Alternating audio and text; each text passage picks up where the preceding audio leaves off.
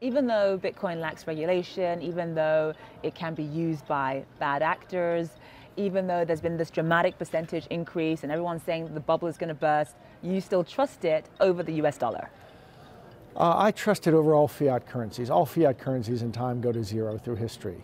The value of the US dollar has declined 96% versus gold over the last century. It's what everybody does in late stages to enjoy a better standard of living than they can produce themselves. They borrow the difference and eventually pay for it by monetizing, by printing money, which is what we've been doing to keep ourselves in this sort of pseudo recovery for so many years. And that always comes to an ugly end. We need a sound currency. We need sound, we need so even though Bitcoin, yes, it's had this bubble. Who knows if it's a bubble? Who knows if it's on its way to $100,000 a Bitcoin?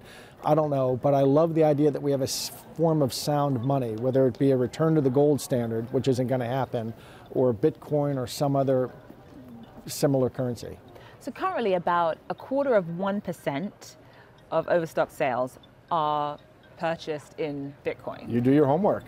You've been reading our filings. Yes. Where do you see that going in the short term, do you think? I suspect it doesn't really pick up much until or unless there's some dollar crisis, which, God forbid, hope it never happens.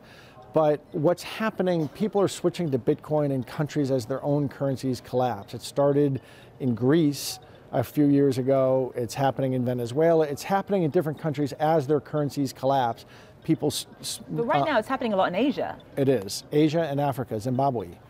And so they switch because they need to get into some form of money that they can trust better than their own. If we ever come to a dollar crisis in this country, if all of this money that the Fed has been printing up for 8 years ever sort of starts swishing around and we have an inflation return, that's when people will stampede into Bitcoin.